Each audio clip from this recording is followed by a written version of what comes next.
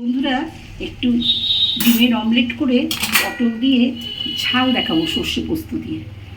তাহলে কি, পটল দিয়ে আলু দিয়ে ডিমের অমলেট দিয়ে সর্ষে পোস্ত ঝাল।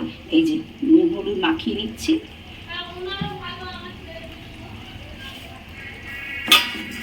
তেল গরম হয়ে গেছে, একটু কালো জিরে ফোড়ন দিচ্ছি।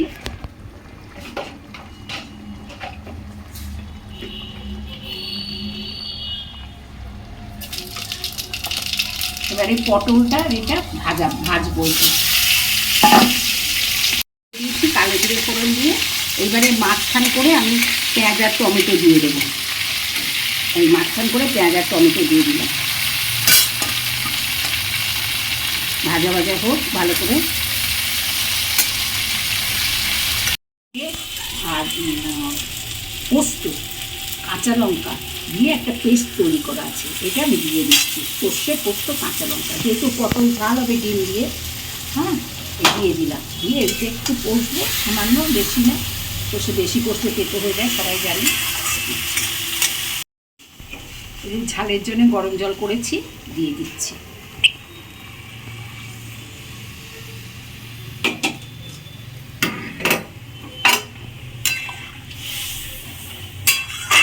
তোমাদের দেখালাম। এবারে আমি ডিমের অমলেটগুলো এর উপরে দিয়ে দিচ্ছি। এটা ঝাল হচ্ছে, না পোস্ত দিয়ে ঝাল।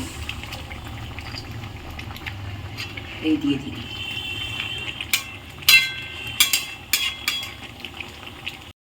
আগে একটু কাঁচা সর্ষের তেল দিয়ে নামিয়ে নিচ্ছি। এই যে ওদের শুকনো লঙ্কা, এই কাঁচা লঙ্কা ভেজে তাই তেল শুদ্ধ দিচ্ছি। তেল শুদ্ধ দিলাম, এর একটা টেস্ট আলাদা হবে।